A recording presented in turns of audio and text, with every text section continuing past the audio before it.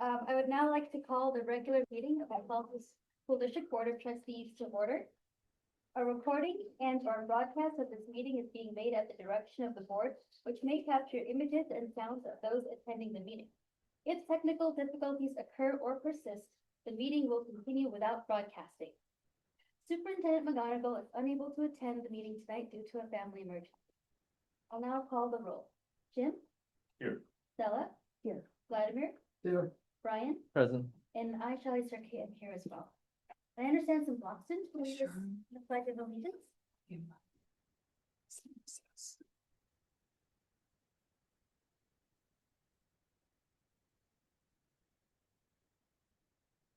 Pledge allegiance to the flag of the United States of America and to the republic for which it stands, one nation, under God, indivisible, with liberty and justice for all.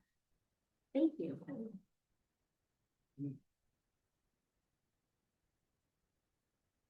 Moving on to agenda approval, would any board members like to provide comment on tonight's agenda?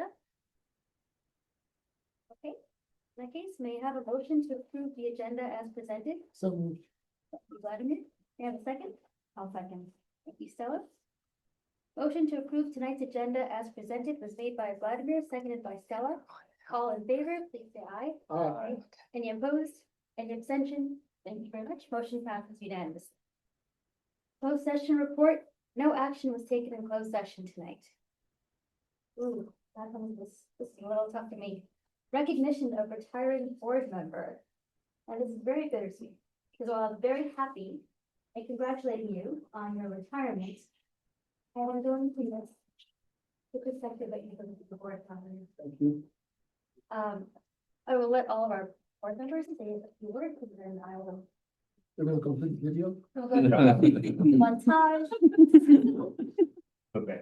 The It's laughing too much. Brian, do you want to kick us off? I mean, well, I would just sort of second that, it'll be a very different board. It would be a very different board without your voice and your passion. You've been here just about 10 years. 11 and a half. 11 and a half, that's right. Who's counting? Vladimir, apparently. So thank you for your long service and for your perspective and for your passion for our students.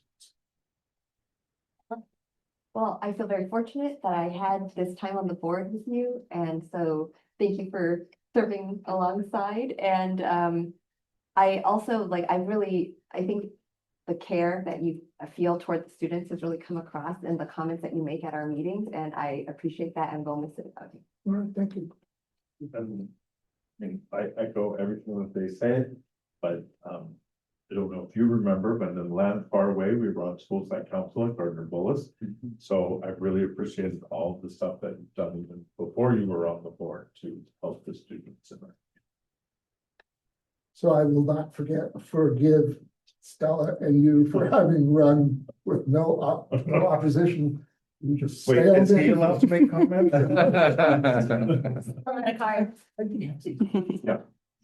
Yeah. So, if I look back on the 11 and a half years I've been on the board, there's some things that I'm disappointed in. So, BCS is still around. That's one of my disappointments. Between 10 and 15% of our students are still not doing as well as they could be doing. And I don't think that we use research in a systematic way when we do our thing. And I think all of these should be district priorities. There is one change I think that you could make. And I think, Brian, you commented on something similar before. And that is in the section on the agenda for future board topics, that you expand that section here to include material that the administration is going to use in coming to a decision. Because right now, we are presented essentially with decisions that have already been made and the reasons for that, but we don't have an opportunity to look into it ourselves and understand it. That's all I want to say.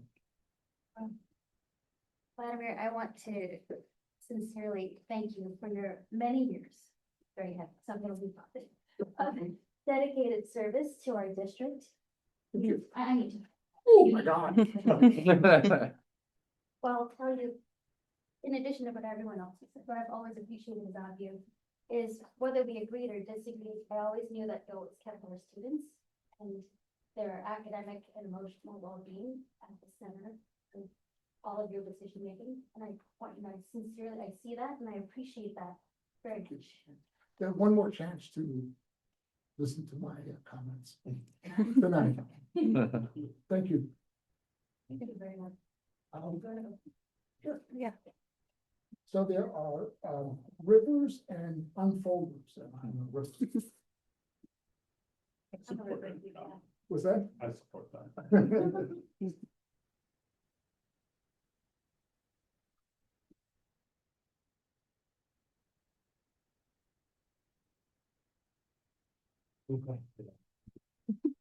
It's, business cards. Member of the public. Oh, look at that. Wow, thank you. So it's good because you are such an avid like hiker and boulderer and rock climber. Thank you. Isn't it the shape of New Hampshire? I think it's granite from New Hampshire. New Hampshire? Oh, yeah, it's right. Hampshire, isn't it?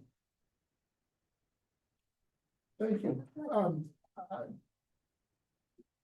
Irrelevant detail, I was late for the, closed session because after hiking in Rancho San Antonio, I got a tick. I have it removed. That's an important community mountain. Yes. Thank you very much. Careful when you're Thank right. you. We all get out of here around a.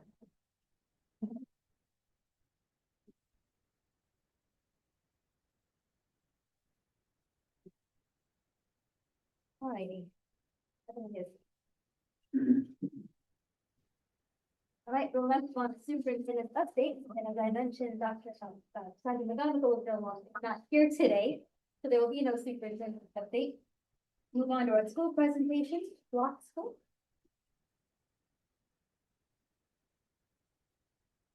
Thank you, members of the board. My name is Wade Spinader. I'm the principal at Block Intermediate, the best junior high in the district. Hey. Before we start, Vladimir, I also want to, on behalf of, thank you, my 17 years as principal in this district, appreciate your service and congratulations on your time. Thank you for everything that you did. It's not easy being a school board member. Especially in these days, so I do appreciate not just your service, but everybody's service. Thank you very much. Tonight, we're going to present to you some information around one of our, no, not one of them, the newest elective that we've been offered at Block Intermediate. It's called our self-optimization class, for lack of a better word or term. Sometimes we call it performance psychology. Tonight, I've brought with me Mr. Jason Dewberry, who co-teaches it with me. We teach it second period every day, except for Thursdays on block schedule day. And 3 students, 2 of which, Kate and Zoe, are current enrollees in the class, and Millie, who's took it last semester. And so we're gonna talk to you about some basic principles of this class and why we think it's really important. And so with that, I'm gonna bring up first Mr. Dewberry.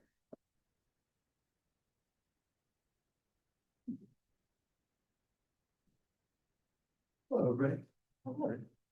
So, last year, as Wade said, we started this, elective second semester. We had 17 students and we had to do some heavy recruiting to get up to that number. But this year we had to do 0 recruiting, and word spread. I think the students found out that there was this, I don't know about exciting, but there was a new elective with new opportunities to grow and learn about self-care and learn some strategies and how we tick as people. So our focus is on our physical and mental wealth and how the brain and the nervous system drive our behaviors, basically. Imagine that you own a car and you don't know how the engine works.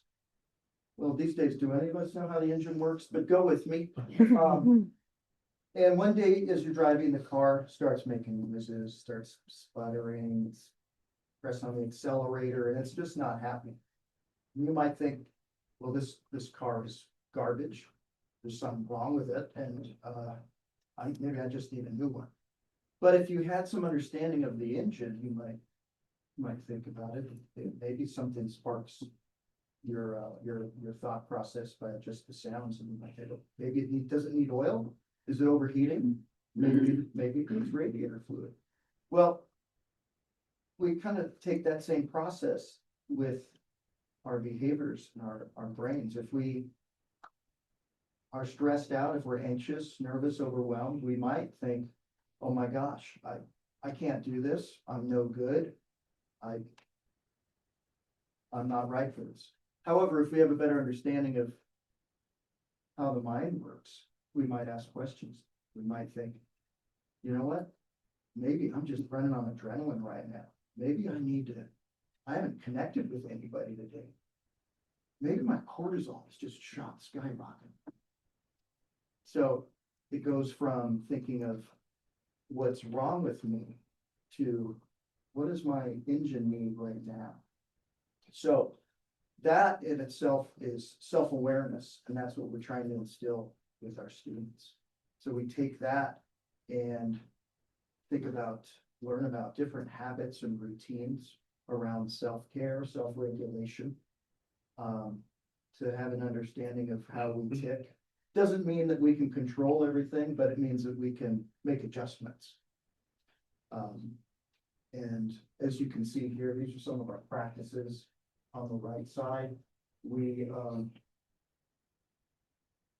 made some improvements, as we will continue to do year after year, but this is our second iteration, and we're seeing some really fun, insightful things we really enjoy. We have a guest speaker series. We have guests come in and teach and bring different insights in as well, different practices. So we're really enjoying that. If anybody has any ideas of speakers, we would welcome them. We're always looking for that. Anyway, now the good stuff. We have Zoe and Kate coming up to walk you through some of the tenets of the program.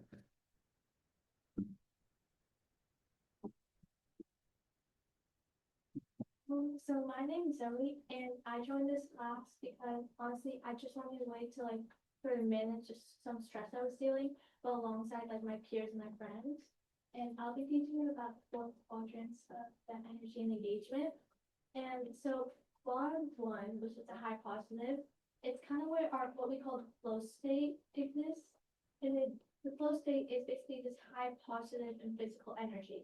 And that flow state is where we would like to be almost all the time. But the brain naturally shifts towards quadrant 3, which is the high negative.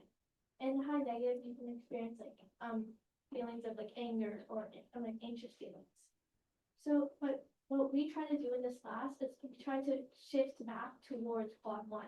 But to do this, we have to spend some time in quad 2, which is the most positive. And that's basically this high mental energy and positive low physical energy. And what we do to be in quad 2, we do multiple activities such as yoga, going on walks, painting. And I would like you to think what do you like to do in your quad 2 time? So Kate, what do you like to do? For my quad 2 time, I enjoy reading or just being outside in nature and being very mindful. And once you master for your quad 2 time, then you can go up to quad 1. Which for me is dancing because I'm a dancer. That's really fun for me to do with high physical energy and a lot. And similar to Kate, I like to do reading and quad 2 time. But in quad 1, I like to play soccer because that has a physical energy, and then I also spend out with my friends with physicality. We also learned some parts of the brain. The main focuses were the prefrontal cortex and the amygdala. The prefrontal cortex has all your decision making, a lot of your feelings like your empathy, your creativity, basically what you're processing. and your amygdala is your threat detection, and it stores all of these fearful memories or traumatic like events that you may have experienced. And in a lot of like scary situations, your amygdala can often overpower your prefrontal cortex. So in this class, we're learning how to control that amygdala a little bit more to help us stay controlled in situations that we may be not as comfortable with. Do you have an example? Prefrontal cortex. An example is, let's say, like, as I said before, I play soccer, and sometimes, let's say, I'm not doing the best, or a ref makes a bad decision, then that movement sort of overpowers my cortex, and like what I've learned in this class is like ways such as breathing to help me calm down, and just like think about things. Yeah, for me, since I'm a dancer, a lot of times right before you go on stage, you get super nervous, and sometimes on stage you can black out and completely forget what you're doing. So, because the amygdala, you're just so nervous. So that's also part of the reason why I took this class, so I could deal with that, and my outcome of my performances would be how I want it to be. And then we also learned this conceptual model, the 3-room model, or what we call the hallway. So in your brain, there's like 2 rooms. There's a positive room and a negative room. And in the positive room, there's like feelings such as happiness, hope, just all the positive things. And in the negative room, there's things like anger and fear and anxiety. And in this class, we're learning to do, we want to widen or make a hallway. So in between, if someone looked at you rude in the corridor on the way to class, you can just put it in their hallway, so you don't have to think about it. You can just, it's for you, it's like if someone was just being rude and you don't really want to think about it, or really any situation, you can just put it in the hallway, and that way you don't have to label it, you don't have to think about it, and it can just completely disappear. So you can learn from the situations, but you don't necessarily have to label it negative or positive. And we also, like, we just honestly learned this today, but there's also what's called sort of like tilt in the floor of the hallway, where the brain naturally tilts, let's say, towards the negative side. So things that you experience, your brain might think of it more as negative. And another thing that we do in this class is try to help that floor, we call it, sort of level out, or even port towards a more positive side to make things not seem so negative.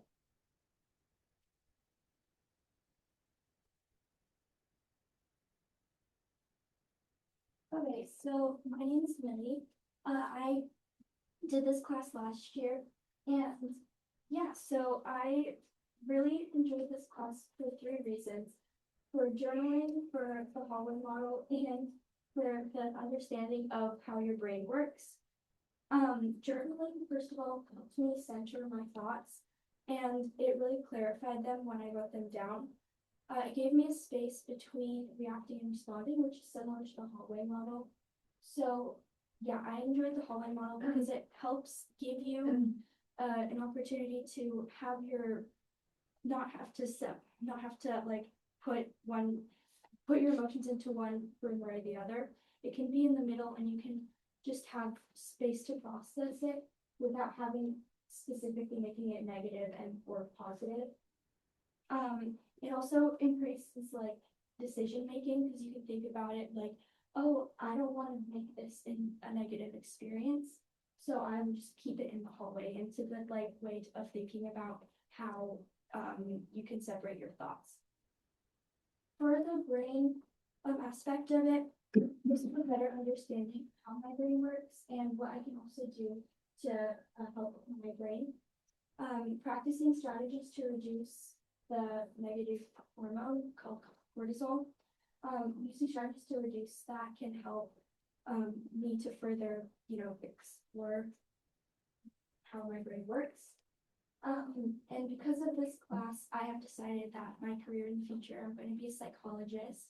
So I do like to further experience this stuff, and also, yeah, just enjoy how my brain works and how it can affect how your day-to-day life works, and how to keep strategies that help you. Yeah.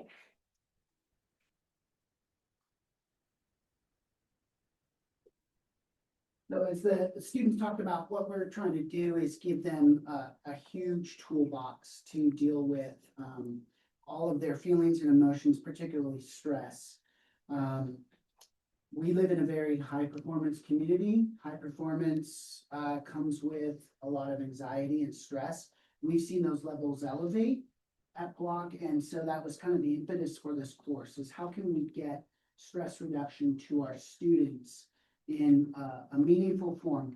We do a great job in this district, all the way down to kindergarten and first grade. We make the little mindful sparkle jars. And you shake them up and you breathe until there's down. But kids at the junior high level who have this curiosity can understand the neuroscience and the physiology of their brains.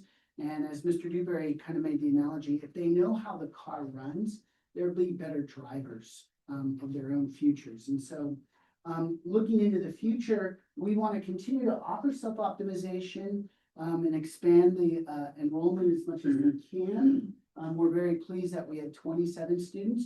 And just as a principal, I find that the class is good for, I'll say, shoehorning certain students in that might be more receptive to some of these techniques that we're teaching, particularly the whole idea of the hallway and just taking a pause and not needing to respond and react to everything.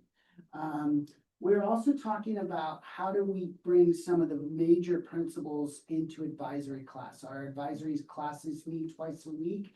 And so if we believe that this stuff is important, and we all do, then why not get it to all of our students? And the best way to do that is through advisory.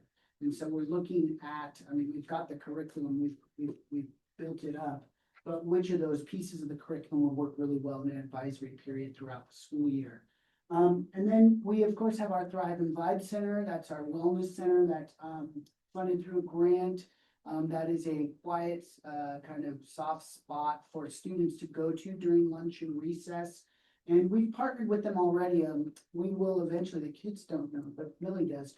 We'll eventually take them outside and do some mindful painting. And a lot of that artwork from last year hung in the Thrive and Vibe Center. So we're looking for other opportunities to how to partner with our mental health department, our school psychologist and our counselor, Mo, and connect what we're doing in the class with the Thrive and Vibe Center. So that's kind of our presentation. We are, of course, open for questions and the quad 2 time that you can get, so we can encourage you to get. Thank you. Yeah, Vladimir. I'd like to applaud the 3 students who engaged in a very stressful situation right now, which is to speak in front of a board that you've probably never spoken to before.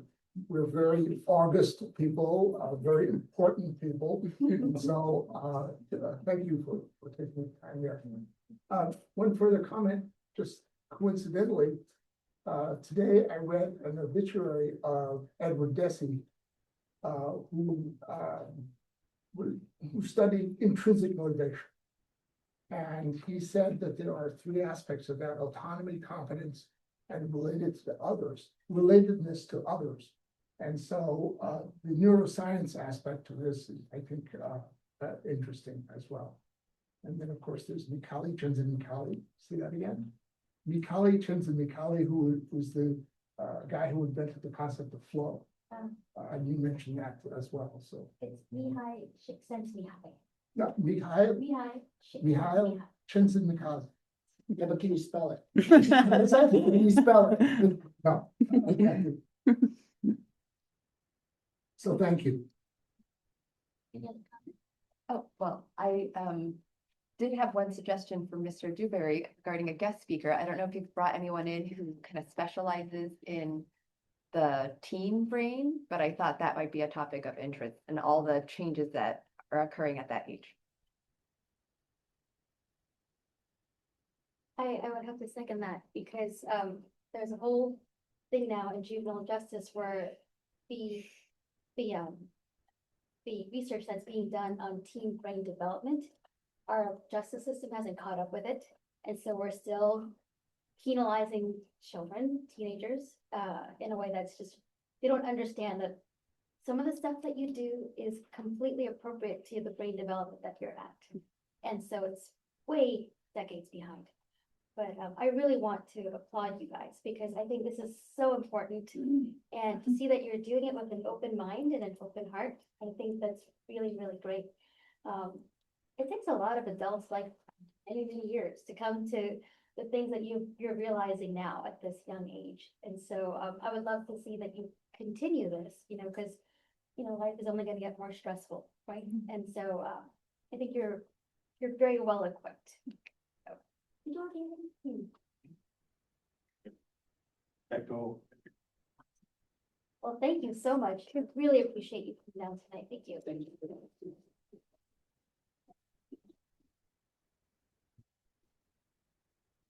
You are, of course, welcome to stay for the rest of the meeting. Wade, You don't have to be here. Wade, Okay. We're gonna Wait. move on to the consent calendar now. Are there any questions from the board on the consent agenda? No? No?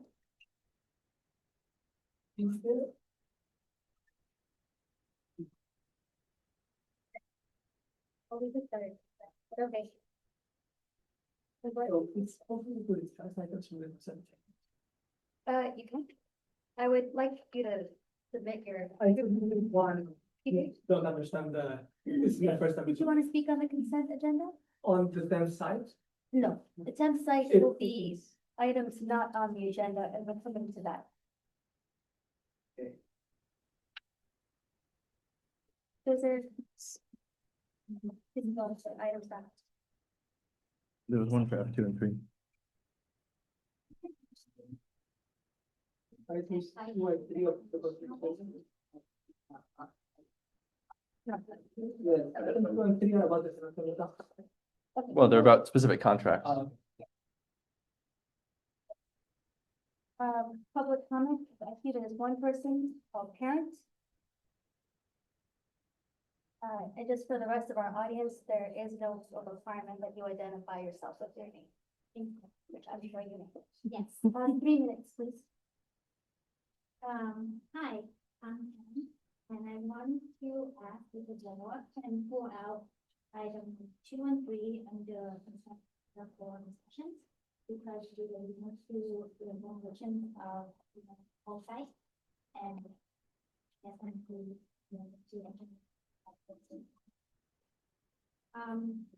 my point is that, again, you guys already spent $155 million buying the land that you don't need, with declining enrollment.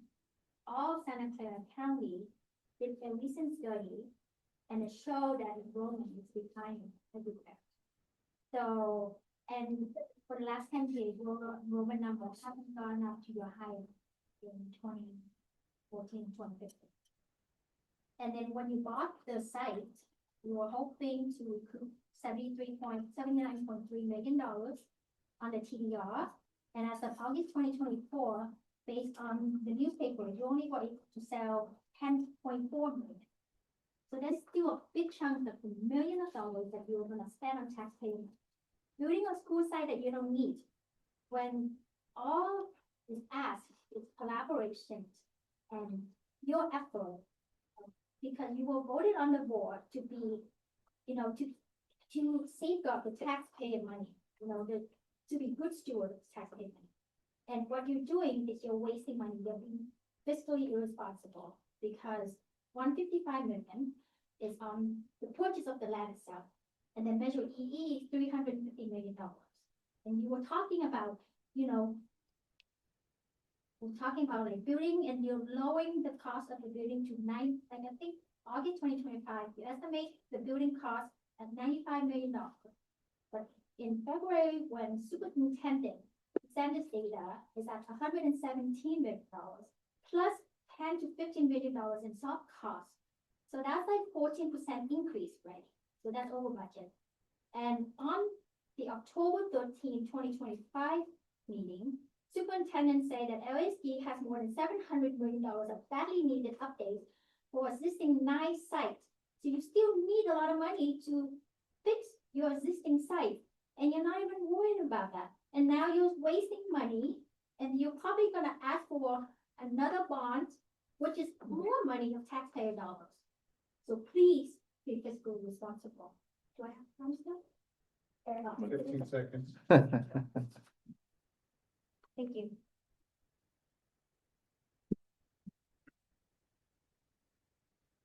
All right, since we have the public comment is now closed, would any board members like to provide comment on this agenda item? No? No, sorry. Okay, then we have a motion to approve the consent calendar as presented. So, Thank you, Vladimir. May I have a second? I'll second it. Thank you, Stella. Motion to approve tonight's consent calendar as presented was made by Vladimir, seconded by Stella. All in favor, please say aye. Aye. Any opposed? Any abstentions? Thank you. Motion passes unanimously. On to employee requests to address the board. From Los Altos Teachers Association, Alex Schroeder. Good evening, Alex Schroeder, Los Altos Teachers Association President. First of all, I just want to start by expressing our gratitude for our recent negotiations. Gratitude towards the district's bargaining team, working with us to reach our No, final it's not two. microphone. this work. It's Okay, a- I have parents that can't hear what's going on. Can you be on WhatsApp? Oh, okay. Oh, Well, it's not a if people could microphone. try to speak up, but it's not a microphone. Right, teaching voice, okay. Wrapping up this bargaining cycle is a significant milestone, and it does reflect the collaborative spirit both teams brought to the table. We'll be bringing the full package of tentative agreements to our members to vote, and we look forward to that update to the board as well. The next thing that I really want to address is the upcoming process to fill the board vacancy that we are going to have. We, as Los Altos Teachers Association, find this to be a really meaningful moment for our community. And we hope that the interview process will be both structured in a way that invites board stakeholder participation, whether that means in-person attendance, the ability to tune in live, or access to a recording consistent with how other public board meetings are handled. I have not been able to find an exact time of when those interviews will take place on the 19th. But I would hope that they would be available for all of us stakeholders to be able to see and be part of. Transparency in this process absolutely matters to us because educators have a genuine vested interest in who joins this board. And the research tells us that this matters quite a bit. Teachers are the most stable workforce in any school system. Nationally, teacher turnover runs about 7% per year, meaning that the vast majority of teachers build long careers in their districts. Principals, by contrast, leave their schools at a rate of roughly 20% per year, with an average tenure of about just 3 to 5 years. Superintendents follow a similar pattern. Teachers are the institutional memory of their schools. We are the consistent adult presence for our students. We are the backbone of our district's culture. And year after year, regardless of who sits in the administrative offices, we remain. As the research is clear, teachers who feel supported by their leadership are more than twice as likely to stay, and the connection runs straight to this board. For LATA, an educator-friendly board member isn't just a talking point for us. It is an actual measurable practice. We are hearing from educators in our districting neighboring districts that board members are connecting with them via phone, in-person meetings, one-to-one conversations.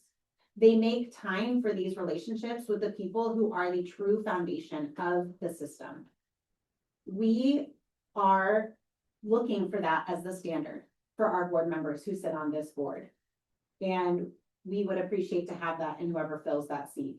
We look forward to the process that reflects the values and openness and the community that this district strives for and that our students and our educators and our families deserve. Thank you very much. Thank you. From the California School Employees Association, Kim Fletcher.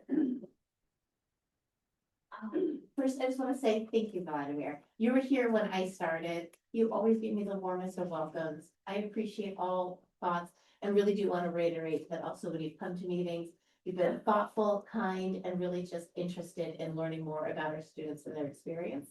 And that is what we're hoping also will go forward with our next school board member. Also is just someone who also is curiosity. I really think about that and how much it means as a staff member when someone comes onto your campus and asks you not only who you are and what you do, but a little bit more about your experience. How was it going this week? Tell me what you guys need. How is it feeling this year? Those things mean a lot. I hear from staff members when somebody comes and they say, oh my gosh, I saw Sarah Dupree the other day, and she just stopped and chatted with me. I wanted to know how kindergarten was. Those things matter to people, and we would love also, basically, I would like to invite you also to, when we're done with bargaining, also to come and make relationships with our new board member, with some of our CSEA people. I feel like I've had so many opportunities, I know all of you very well, and realize that I will just say, talking to Stella the other day, and a lot of our CSE members don't always actually know you guys as well either, and don't have that same comfort level of sharing their thoughts and feelings. And while I am grateful that I get to share that via these meetings, it would be wonderful if actually more of our members also realize that you are here to hear them and that you're available. So I would love to also collaborate on having just a little bit of a closer relationship, as especially we're transitioning to not only one new member, but actually two people who joined relatively recently, and just really starting fresh and getting to know each other in the springtime. Thank you. Thank you, Kim. Yuri. Oh,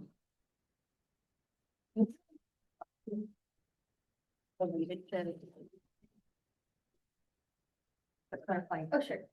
Carrie, do you know when we have our, when we appoint the new board member, will that be called as a special meeting? And it will be agendized and posted to the public 3 days, at least 3 days, 72 hours in advance, right? Special meetings are 24 hours. Oh, 20, okay. Mhm. We already have the date though. We just don't know the time. Yeah.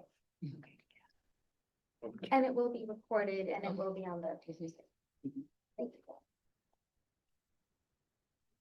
Provide public comment on an agenda item. Speaker cards are to be submitted to the. What? Yeah, I'm doing this.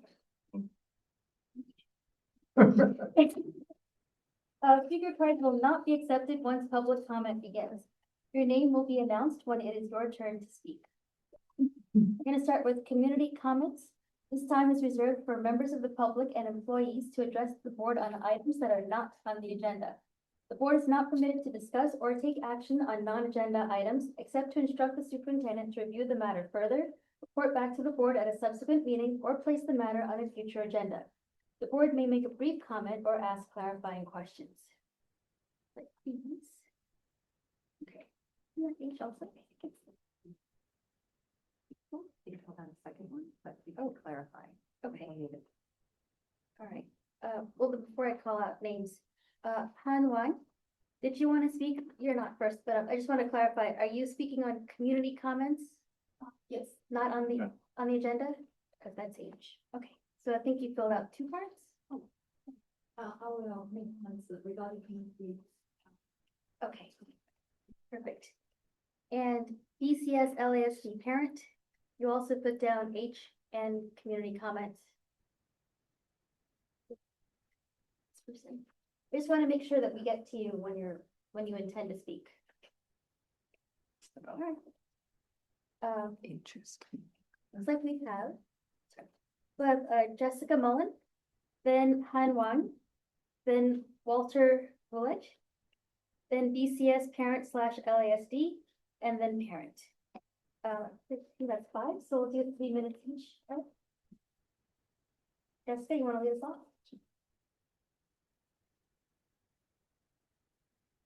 Board meeting.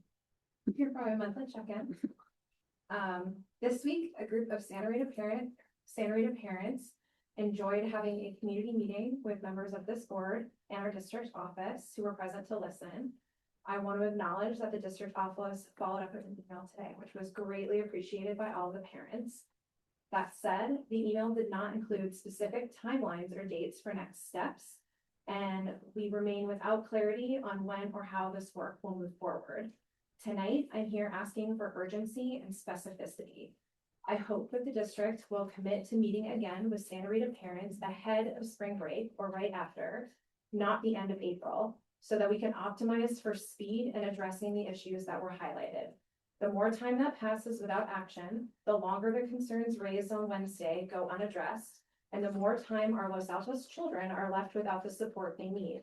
Specifically, I'm requesting a follow-up community meeting to clearly explain feedback from the 25th meeting, and that is how it's being translated into action, including outcomes that you are working to achieve and concrete steps already underway.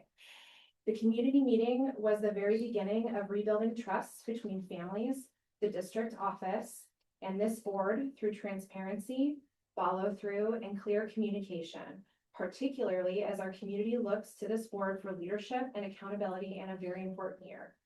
I cannot speak for all Santa Rita parents, but I can say that I will continue to be present and persistent in advocating for tangible progress for our children, our teachers, and our schools. Thank you. Jessica. Han Wang. Good evening, board members. I'm Han. I'm LSE taxpayer. This is the first time I'm making a public comment. So bear with me by making that comment. Today I want to make comments on the third campus, on the third campus side, on the 10th campus side. And I'm speaking from LSD taxpayers' perspective. Like given the past enrollment in LSD, which has been declining for in the past 10 years, from over 4,000 students to current 3,000 students, I think. There is no reason to build another campus in LSD.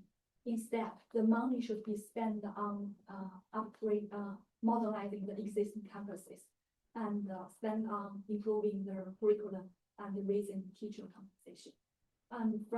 Speaking from a taxpayer's perspective, I ask all the board members to reconsider the decision and to reevaluate all the options on the table to fulfill your commitment to be fiscally responsible to all the community members.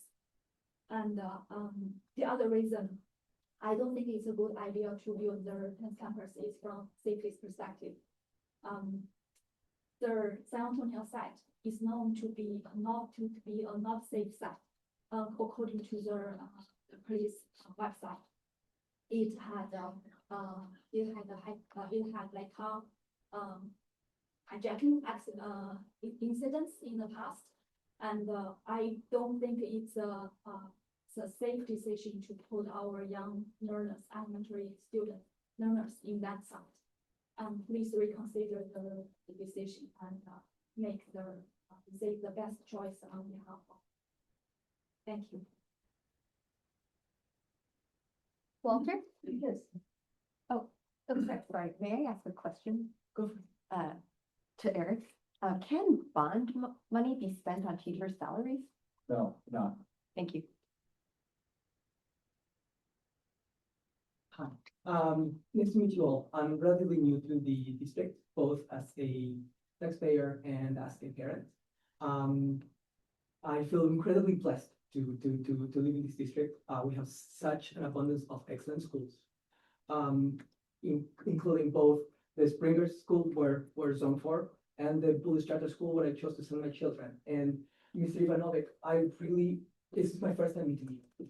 I was really concerned to hear when your retirement concerns, not having been able to close Bullis Charter School. Again, I'm a new parent in the area. I have heard that there has been some bad blood or some issues or some, I don't know what, but I just want to say, whatever the history is, and I recognize this board has a lot of history and probably lots of things that happen. There are new families here. And I will just say, I'm speaking on my own behalf as an individual, not on behalf of any organization or anything, but as an individual, I am concerned about how there seems to be an expectation that my children will move school sites without parents in our school being consulted. I'm not an expert on all of these things, but I would hope that we can, as a community, all of whom live in this area and all of whom want the best for the children in this area. I think we all share this. We can work together, and I am really concerned about the upcoming beginning of demolition, beginning of breaking ground on a school where I understand.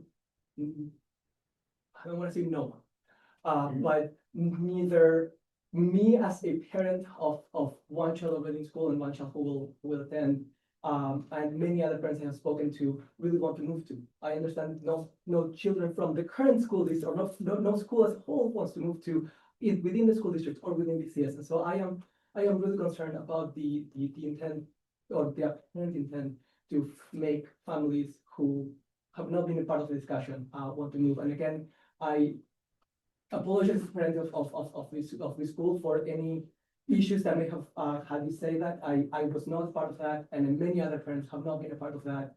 We just really want the best for our children. Feel very blessed for the amazing offers that we have. I mean, Springer is an excellent school, and BCS is also an excellent school. And I have chosen, and I think that is a fair choice to go to the other school, but I still would love to be a part of the decision. So thank you very much for your attention, and I hope we can build great relationships going forward. Thank you. Thank you.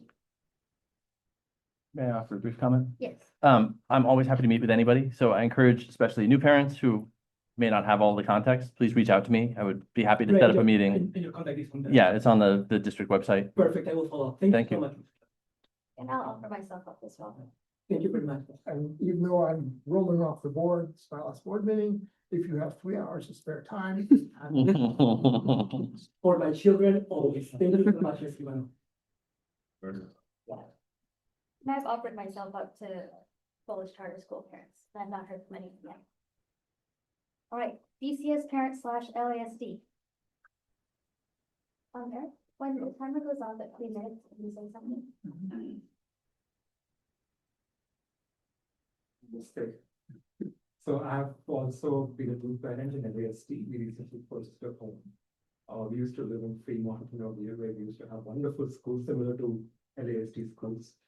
But we moved all the way here. We spent millions of dollars to purchase a home up here, precisely for BCS, because BCS has some things which other public schools don't offer. I'll just give you some examples, right?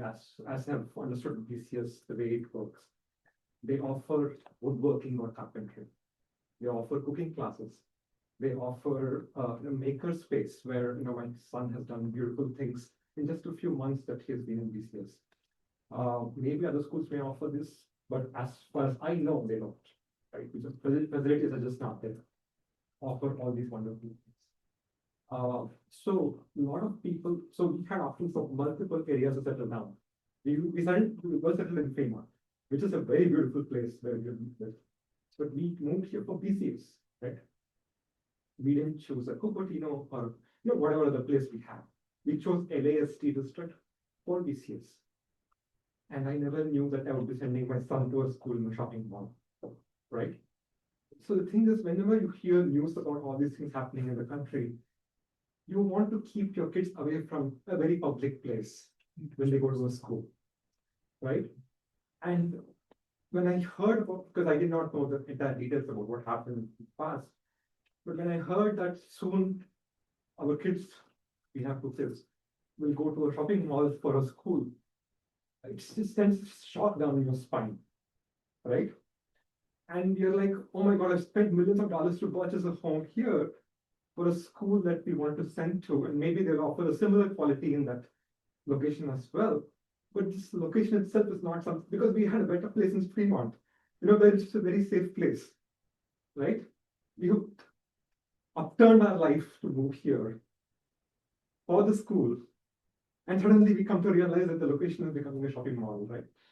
So we're like, we're in a very fixed place, right? Like, our public school is equally or even better than LASD school in Fremont. It's a very good school district.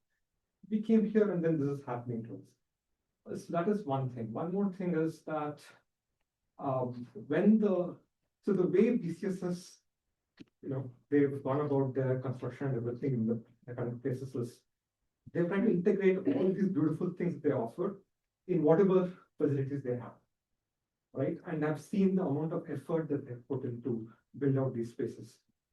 And in a new place, unless their inputs are provided and they're part of this construction and everything, it's hard to create a carpentry class, It's hard to create a cooking All class. right, thank you very much. Yeah. Next. Oh, I Yes, was yes. just reiterate something that our superintendent has shared, which is that we have met with the BCS board and invited their input into the construction process. Absolutely.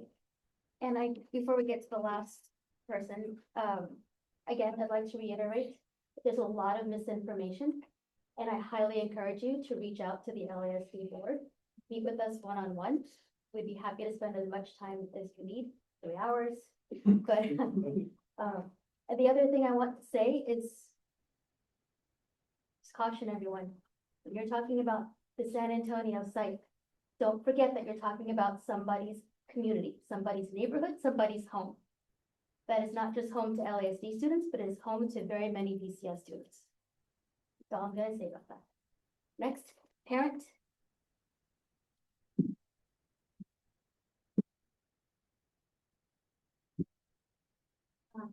Hi. I want to talk about these are my reasons why not a good idea. Fiscal responsibility. Why are you spending over $500 million for school sites? 250 million for coaches, construction, and 250 million for other bonds, interest expense, according to trustee. LASD enrollment has climbed 28% in the last 10 years, from 4675 in 2015, only 2014 to 3370 in 2025. So there's no need for a 10 site. School need bond money to refurbish and modernize the existing 9 sites. Second, safety. San Antonio site is not safe for any school kids, even if you fence the school. Kids will be out about the shopping center before and after school. After 4:30, it's open to the public. A lot of the BCS kids have programming to work with. And it is, in the past 2 years, like I mentioned, I've had 2 traffic fatalities in the woman right next to it. There's a staffing and safe break within the last 2.5 years. If you go to this website called MBPD Citizen or IMS.com/math, and you zoom in to their website, you see all the crime happening in that area. Recently, I just looked on Valentine's Day at noon. It was called burglary at a 24-hour fitness, just right next to the coal site. There was like across the street, constant narcotic offenses, burglary, carjacking. You did not build enough parking space for people. You have 41 parking spaces built. Where our existing site, we have 76 parking space for BCS North and 23 parking space for BCS South. And just so many issues, and then the 6 offenders, they are allowed to go shopping, grocery shopping, and other stuff. And then trustee Vladimir mentioned last time, there's parking garage where they can look into the school, and they're allowed to do that. Our kids have programs after school, drama club, sports, and other stuff. If you're not going to put real kids in that school, why do you think it's okay to put BCS kids in that school, in the shopping center? 600 kids, it's just not safe. You're going to put yourself in liability of legal, something really bad happens or something. I hope it doesn't. 6th grade in middle school, still the same number of the kids in Black, 2014. So if they move 6th grade, Black and Vegan, the enrollment will be close to their enrollment 10 years ago. So again, you don't need to spend $500 million, which is $500 million of taxpayer money to do that. There are 900 industry kids that have to cost out a meal. Thank you very much. Again, I will encourage you all, especially BCS parents, to reach out to the board. There's a lot of, I'm very concerned about the amount of misinformation that is out there that I'm hearing. And I'm also concerned about how someone's neighborhood, someone's home is being spoken about. All I'm gonna say about that. Move on to action discussion items, middle school update. Yes, I'd like to invite Mr. Greg Drummond, our Director of Teaching and Learning, to share a preview of planning related to the middle school program. Good to see you again, Greg. Good to see you again. I would like to start by just joining the list of folks, for some appreciation for Vladimir. I've been coming to speak to the board for a little over 10 years, and for those 10 years, I've seen your face and often very friendly, asking some good questions, often challenging my thinking a bit, and I appreciate both for all your service. Thank you. I'm here tonight to talk about the planning that we're doing to prepare for a change to our configuration for middle school. The work that's happening right now is around the instructional shifts and the program and structure that will need to take place in order to make that change. And we're really using this as a grounding, it's not a question, but it's the word that's coming to my mind right now. There's no question mark, but a successful LASD middle school should be a place where it's grounding us in a vision for what we believe and know from research that a middle school should look like. We're working on designing specifically for adolescent learners. There is a core team right now working together on this project. We've just begun this year. We know we have some time. I'll talk to you a little bit more about timeline shortly. But we have junior high teachers from every department in this group, as well as 3 6th grade teachers, and our junior high principals. And if Kevin Armstrong is listening right now, I need to apologize to him. His name is not on there, but he is a part of this group, also doing some learning and work with us. This is a group that will go out and seek input from our community, both teachers, students, and families, so that we are sharing information and collecting feedback, so we continue to meet the needs of people who are right in front of us. I was in a room in the district office where there are old records, and I just happened to pull a binder off the shelf that and randomly turn to this page, and it is a long-range study committee from December of 1978. That was my first December on this earth. And there was a group of educators right here in Los Altos that were considering the middle school model and what the developmental needs of adolescent learners are. And I have the report right here. And it actually is a really beautiful report where they outline a rationale for why this kind of a change is necessary.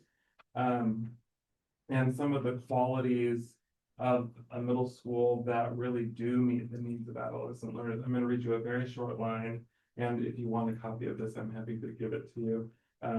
The middle school concept has evolved from the premise that students in the pre and early adolescent stages of development undergo physical, psychological, social, and intellectual changes that are quite unique from those experienced by other students. The middle school is designed to meet the needs of this age group. It is by definition not a watered down high school, nor is it an overgrown elementary school.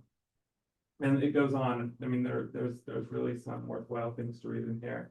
But and ever since I can remember, since my 14th year in LASD, and ever since I can remember, the conversation of a middle school in LASD has been here, and I know that just in the time I've been here, there have been groups who have done very similar to work to what we're doing right now. And it hasn't come to fruition, but we are planning once again, and are very hopeful about where this might lead us.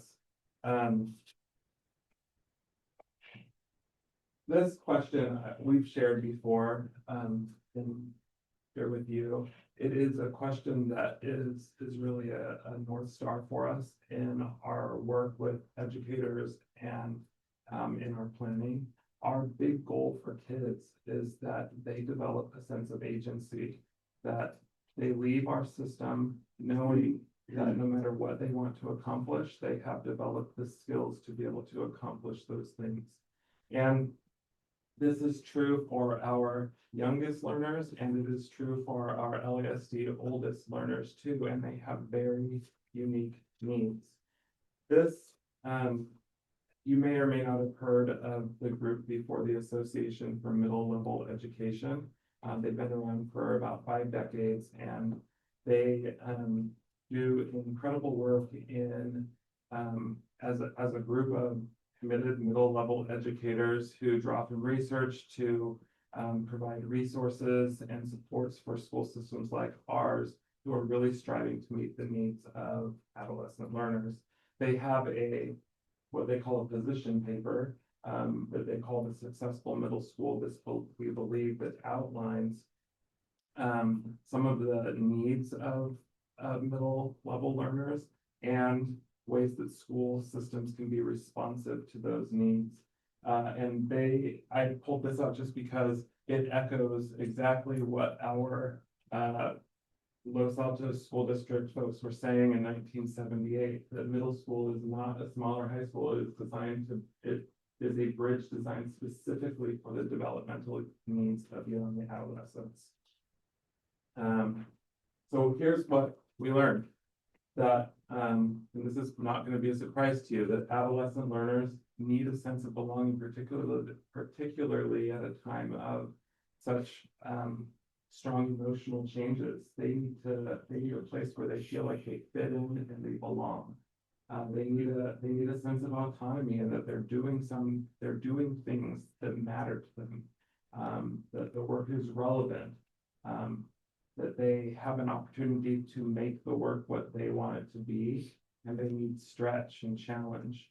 So to be responsive to those things, Annalie outlines the essential attributes of a successful middle school, that it should be a place where we're responsive to who young children are and both their interests, their identities, their cultures, their instructional needs, that we need to have high expectations and work to move learners no matter where they are in the developmental spectrum, that we create environments that truly empower kids, and that they're equitable and engaging.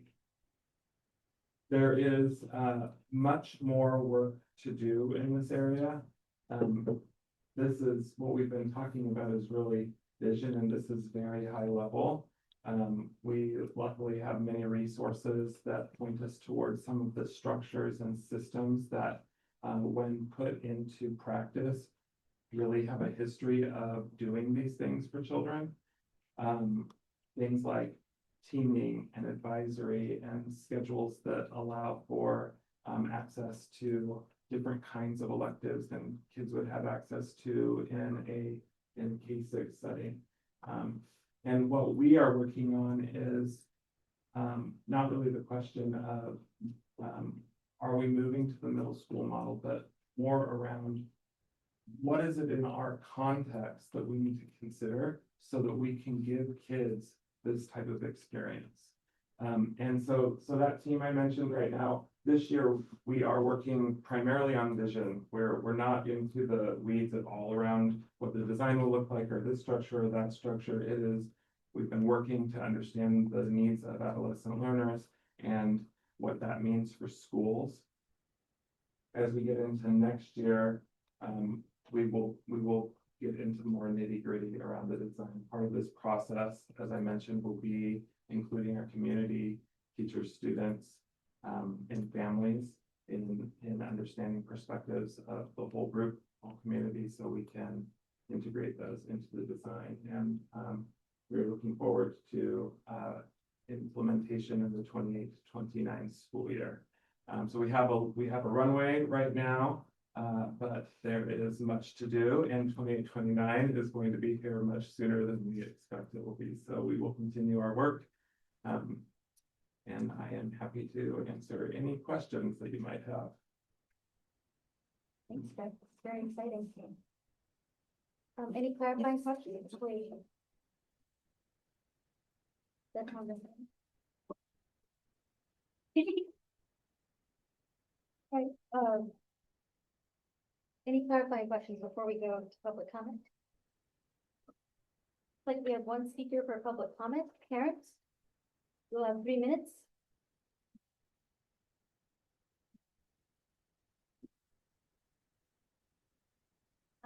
Hi, thank you. I do support the middle school. Stand to sixth grade, I think that's a great idea. I do have some data. So in 2015-2016, Egan and Block had 1,107 students. In 2024 to 2025, Egan and Block has 905 students. Sixth grade has 370 students. So second grade and below, less than 300 students. So I guess you can say the enrollment with sixth grade is close to the seventh and eighth grade enrollment 10 years ago.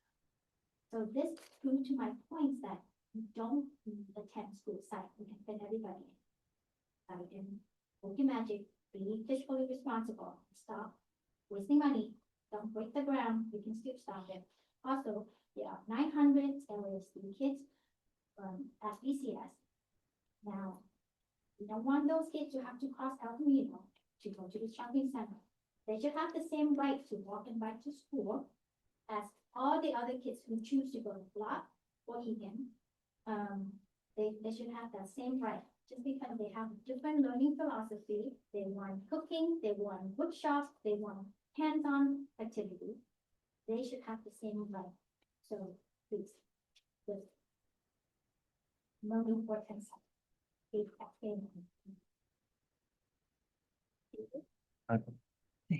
We take more? I thought we did. Well, it just says I, so, but I don't know. So you need to submit speaker cards, as I said earlier, before public comment begins. Thank you. All right, any comments for any feedback? I'll wait till anybody else speaks first. I just had a question, which was, and you may not know yet, since, as you said, you're at the beginning of this timeline, but one of the questions that I sort of had is, will we need to have a shift in teachers? Like, are we sort of expecting that the sixth grade teachers in 27-28 will then also shift sort of with the students to the middle schools, or do we need to hire a different cohort of teachers or retrain our teachers? Do we have any sense of that? Or any sense, I mean, we will be moving a number of students from our elementary schools to junior highs, so yes, we will need sixth grade teachers to support that group, so I anticipate we'll need to move teachers. No, I'm sorry, what I meant was, like, is it a similar teaching? As my understanding is, in elementary school, we have sort of generalist credentialed teachers, whereas in junior high school, we have specialist credentialed teachers, so I wasn't sure if there's a mismatch there. Structure this in different ways, and so yes, it is a little premature for us to be there right now. We're working on what do kids need, and like what are the different ways that people are doing this, and then the question will be what is this going to look like in Saltos?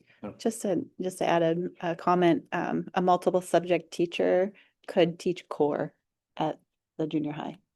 And core being like English and math? Yes, or- yeah. oh, okay. Yeah. Okay. Yeah. Thank you. Yeah.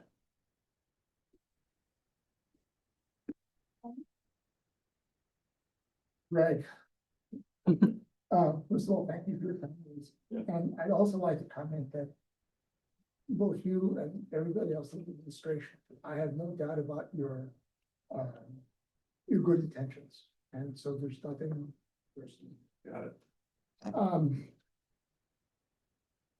I'm encouraged that the district has identified at least one source for its decision to move to the middle school model. I wasn't born in 1978, but had I been here, I would have supported research and some data out there.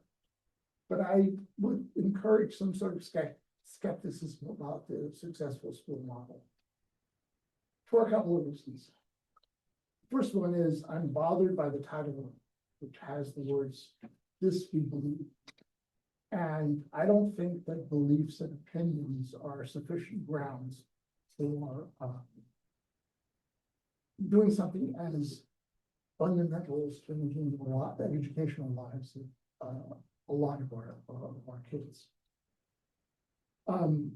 This is also a personal observation. The middle school movement has the whiff of a cult. Either you believe or you're wrong. It's my personal view.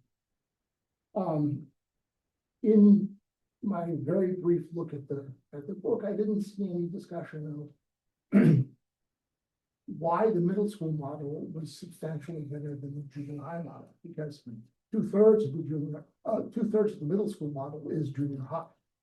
And I think that would be a valuable piece of information to have. How much better is it than the current junior high model? About half of the references in the book are over 10 years old. And the genesis of that is 60 years old. And I think that social sciences moved forward a lot in the last 60 years. In fact, in the last 10 years. And as you pointed out, the Successful Middle School book identifies 5 essential attributes of successful middle schools and 18 characteristics. Why these and not other ones? I don't think there's anything in the book that identifies why those are important.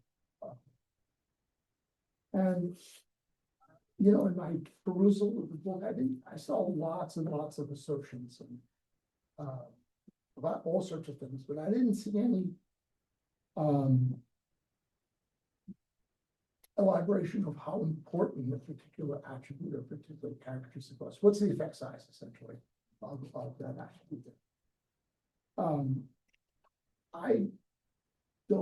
I feel that what's been proposed is, at least in the book, and perhaps it's entirely reasonable, but I think we need more than just reasonableness and opinion if we're going to change something as fundamental as the middle school. So I would, as I said before in comments,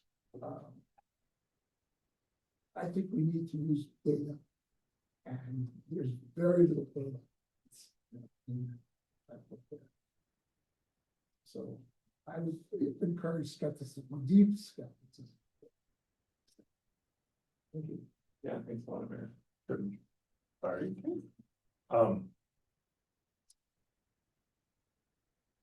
I have issues. Yeah, I do.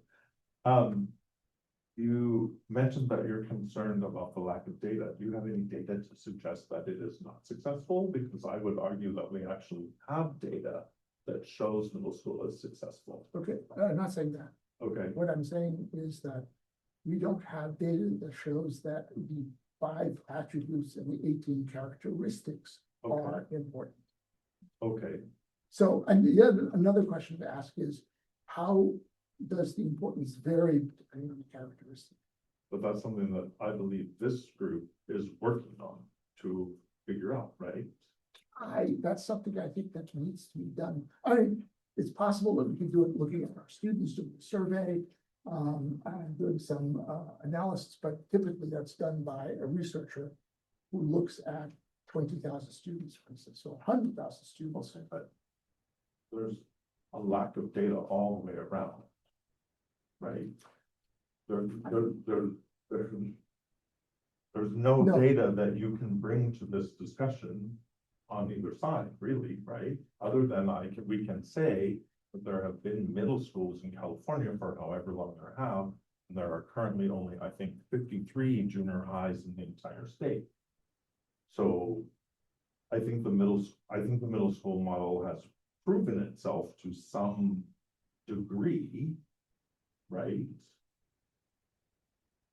I'm just trying to understand, because we've talked about this data thing, so I'm just trying to understand it. It seems to me that Greg and the people that were identified are doing this work of figuring out how to look at middle school model, make it successful. There's this book, I don't know if you've seen it before. No, I haven't. Okay. Seen it there. Yes. It's a meta-analysis of 2,300 studies. Okay. And it looks at 350 different attributes. And for each one of those attributes, it gives you something called effect size. Okay. And that's a measure of how effective that particular attribute is in determining the outcome. And we don't have any of that in schools. This is different. This is achievement. Okay. What you're looking at is effectiveness of middle school to achieve the goals that you put down there of inclusion and equity and those kinds of things. So I'm asking for But data that may exist out there, but does not exist in LASD. is the data out there somewhere? So if the data is not out there someplace, You think we should do it? no, I think we don't, shouldn't be for this one. Oh, okay. Because there's no data to support that, right? I disagree. Okay. Yeah, Why, okay. okay, let me ask you a question. Why do you think we should move to a school model? There's no data. Well, I mean, Wait a second, one second. Well, Brian is signaling that there's some, okay, well, I have an answer to your question, yeah, which is that in my mind, this decision is not about the abstract question about whether 6 through 8 is better or not than 7, 8. The question is, how do we effectively deliver education here in LASD? And what we're dealing with on the ground is declining enrollment, that some people have pointed out, such that we now only have 2 6th-grade teachers per elementary school campus, maybe 3 at Covington. But 15 years ago, we had 4 at all of our elementary schools. And the teachers had a system where kids rotated around, and it was a nice little, it's probably very similar to what middle school is going to end up being. But we don't have that anymore, and we're not going to get it back in the foreseeable future, which is why I think every 6th-grade teacher that I've talked to in my 10 years on the board has said 6th grade right now should really be at the junior highs. And they cite lots of sort of concrete things, whether it's elementary school bell schedules in a way that I, as not a teacher, can't fully comprehend, but when everybody I have this conversation with repeats the same 6th grade, we can't deliver 6th grade curriculum on an elementary school bell schedule, then I sort of have to assume that they're all correct. But we also have, again, because of declining enrollment, shrinking junior high schools. Our junior high educational offering is not as good as it could be because we don't have as many students to amortize across to offer things like drama, and we haven't been able to offer music or sort of music at our junior high quality, which is exemplary to 6th grade students. We haven't been able to offer foreign languages to 6th grade students in a way that I'm hopeful we will be able to when the 6th graders are on the campus with the foreign language teachers. So I sort of take your point about abstract, can we prove that 6-8 is better than 7-8 if you sort of wave a magic wand and everything else is equal? But in my mind, everything else isn't equal. And frankly, I think we would have done this transition 10 years ago if we'd been able to work out the space on our campuses. And I also, like, all of those things that Brian says about the decline in enrollment and electives and all that stuff that students do is important. But for me, talking to teachers and administrators, being able to deliver an appropriate curriculum and academic program to our students that's developmentally appropriate is the reason to move to the middle school. Why do you say that? Because I talk to teachers, I talk to administrators, I like. Can I pose that question again? Because you've got 6th grade teachers on your team. And what is the feedback that you've been getting from but are our 6th graders ready to move to junior high, or is it better for them to stay on an elementary school? Well, similar to Brian, my conversations with 6th grade teachers, especially when we get to this time of year, is our 6th graders, number one, don't really fit with their peers in grades TK through 5. The developmental changes that are happening for them really set them apart in some unique ways.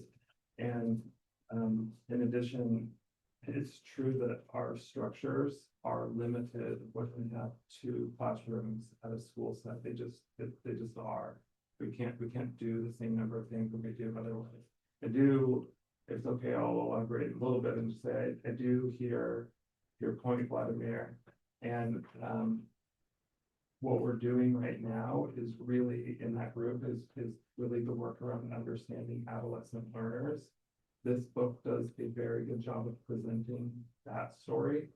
And the references in the back seem to draw from many different researchers who have helped to paint a picture of what adolescent learners really need. Our next phase is about, as we get into structure and programs and what's the best way to really put all of this together for our learners, we are going to need to go further out and look somewhere besides just that book. But we're using that book as kind of a grounding place for right now to help understand the learner.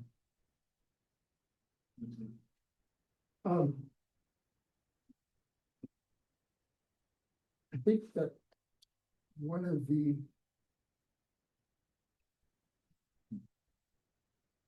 things that we don't do as an organization is start with outcomes and move backwards.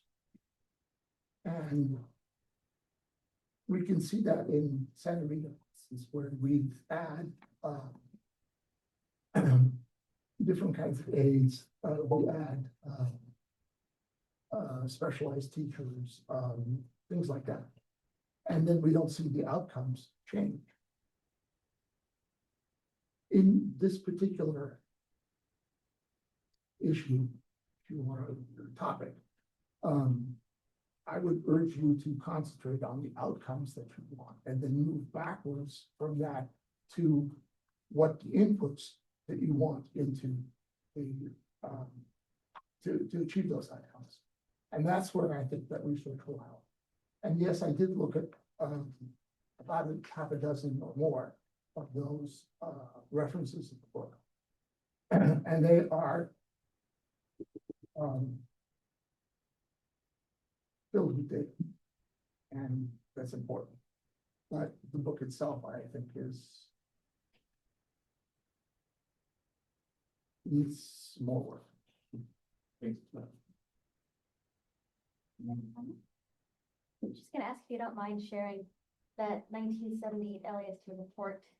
I'd be curious to read it. Is it okay for me to give you a copy of it right this minute? Sure. Because I happen to have some paper copies of it. No. I thought you might ask. Do you also have a time machine? I would like to see that. Greg, I'll trade you. Yeah, I feel like you're still at the very beginning of this process, so I can't, I'm gonna be very excited to hear more progress. Oh, wow. Sure, we will. Maybe a draft Yeah, maybe. yeah. Oh, yeah, no, it's nice to read it together. We didn't have. The old guy friend. Thank you so much. It's not that small, but. With your hands up, come off, smudge. Okay. We're gonna move on. Thank you. To the 2026 CSBA Delegate Assembly election.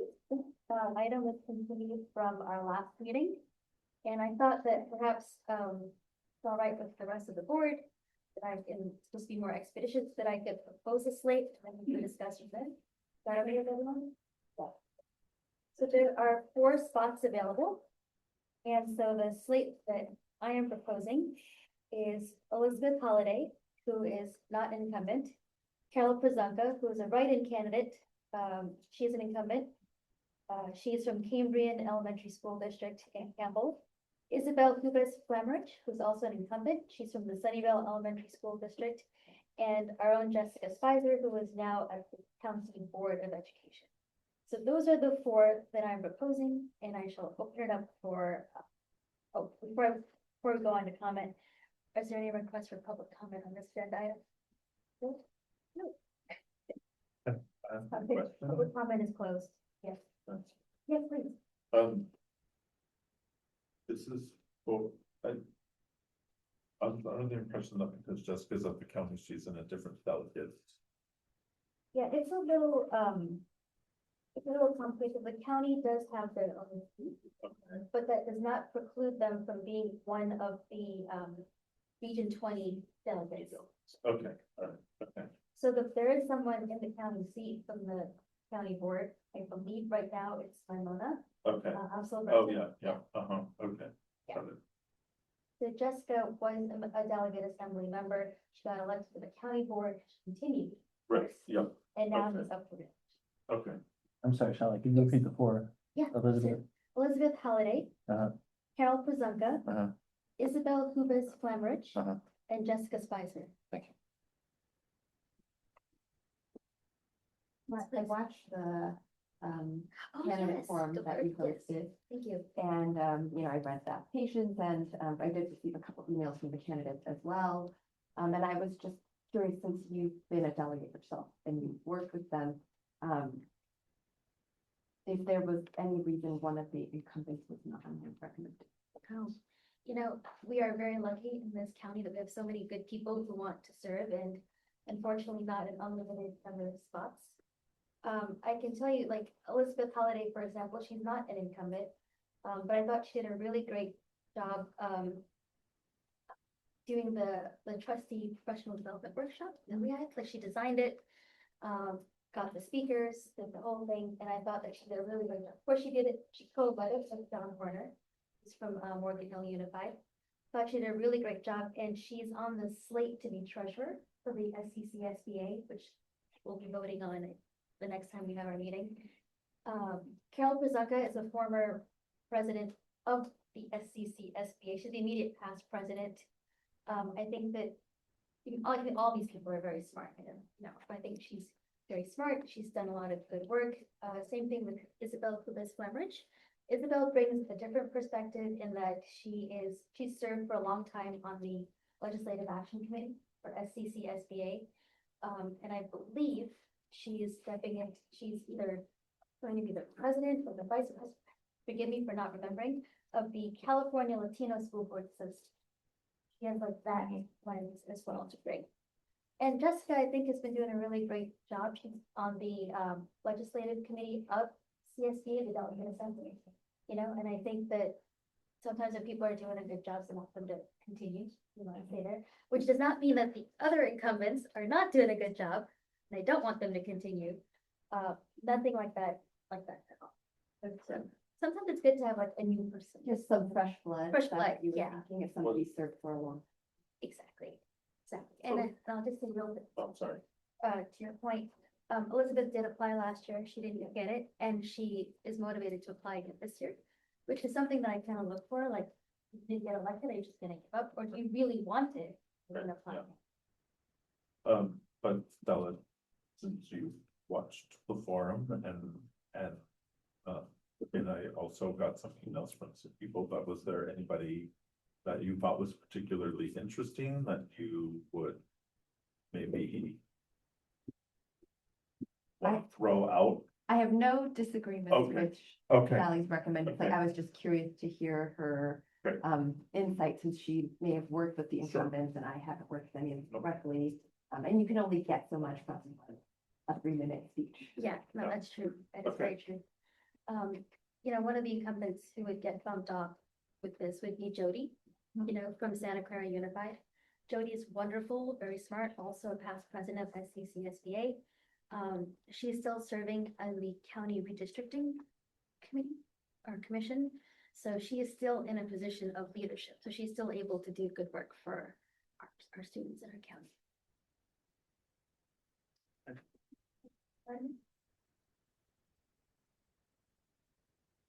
I vote with the majority.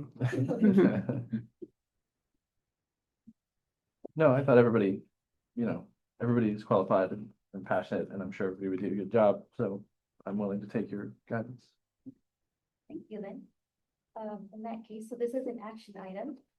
So may I have a motion to approve Elizabeth Holliday, Carol Prizaka, Isabel Kubis-Flemrich, and Jessica Spicer for the 2026 CSB Delegate Assembly?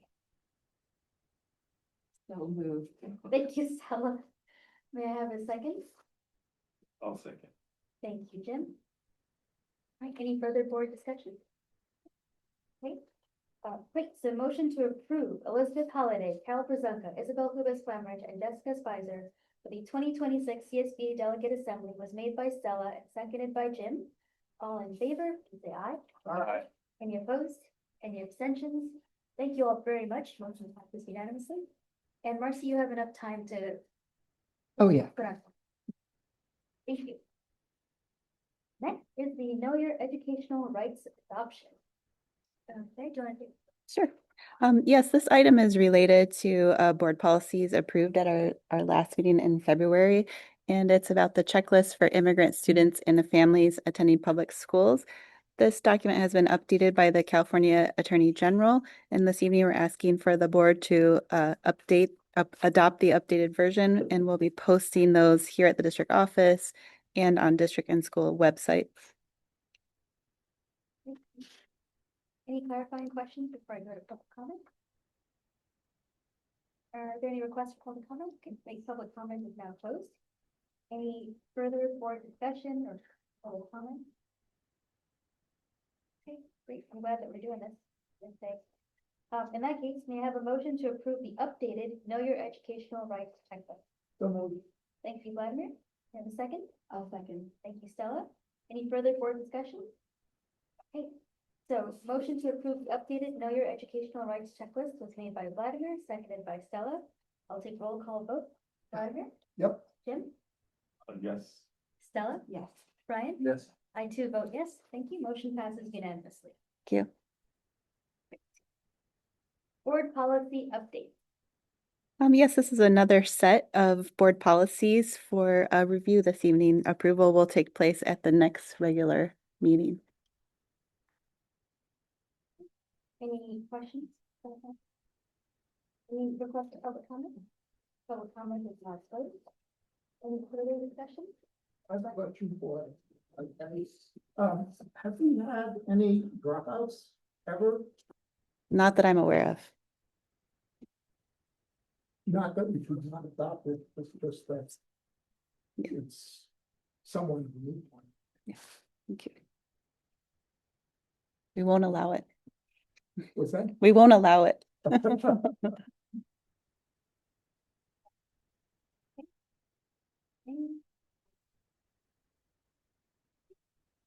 close this item. Board policy deletion. Okay, this is a recommended deletion based on new updated policy, board policy 3300 expenditures and purchases in the prior set. It's a duplicate language. So next time we'll ask for your approval.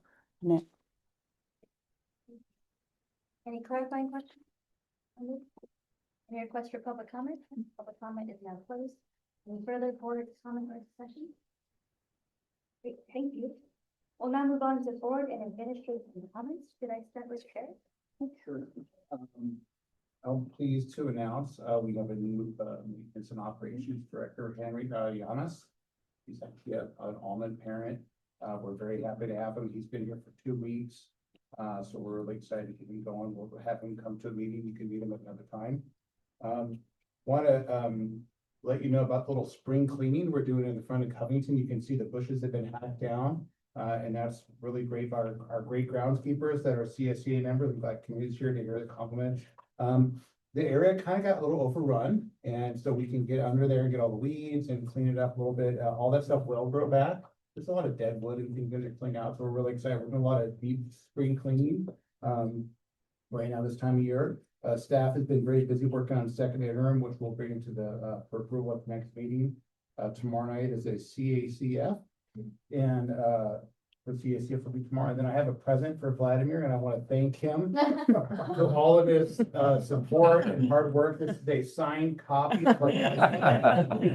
So I did autograph it on this side, and it's a personal note. But thank you. Vladimir has been very supportive since I've been here. It's been almost 4 years, and I really appreciate all your support and your service to our community. And so thanks very much. Thank you. Thank you. Thank you. I would also like to continue with the gratitude, Dr. Ivanovic. I hope our book club will continue. I appreciate the peer-reviewed articles that you send me on the weekly and all of our discussion and discourse. And I so appreciate your confidence and trust in me. Eric and I were hired, I think, about the same day we came to the school board, and some of you, many of you were there and part of that process, but it's been a wonderful time for us here. And we just thank you for your service to our district and to our students. I really enjoy our connection. Also want to thank, Alex mentioned our bargaining teams. We've completed our 6th session with the LATA, and we're looking forward to bringing results to you at a future meeting. Finally, I just want to thank the board for helping me this evening. And supporting, and those of you that were able to attend our Santa Rita parent community input session. And we really appreciate Denise Khaled, our district team, all of the parents and teachers who participated in those sessions that day, and those of you that could attend. So thank you. I have a question. much time do you think you'll need to review the material that was presented, the comments that were presented, and formulate a reasonable plan?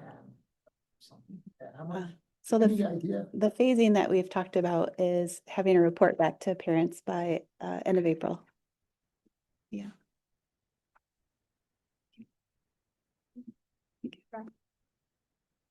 I was at the Santa Rita meeting, but other than that, no. Oh, yes. So I finished my third master's in governance. Thank you. It will probably be my last for a while. Yeah. And I attended the math curriculum presentation at Santa Rita with Principal Khaled and Greg Drummond. And I also attended their second grade recommends like book display at the library, which is very cute.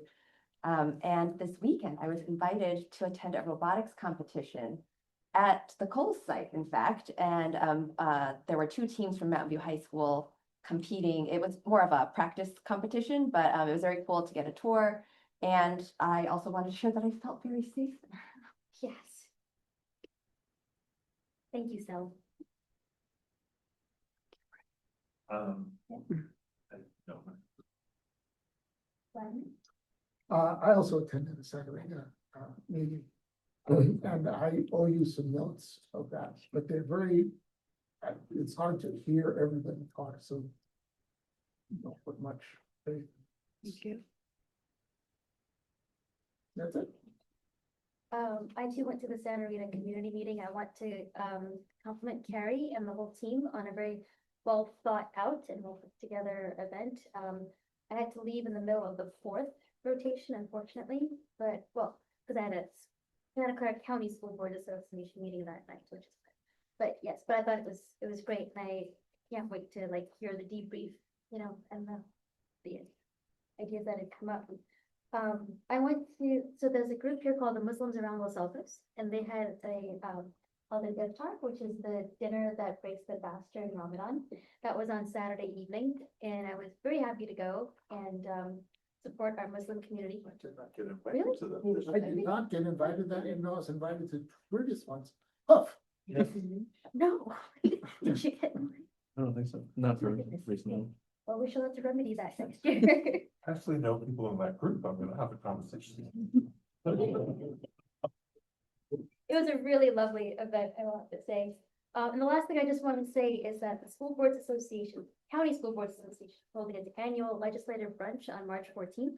If you haven't purchased your tickets yet, I highly recommend that you do. Okay. And that's it. With that, I'm gonna adjourn us. Thank you. Good night, everyone. Thanks for hanging in there.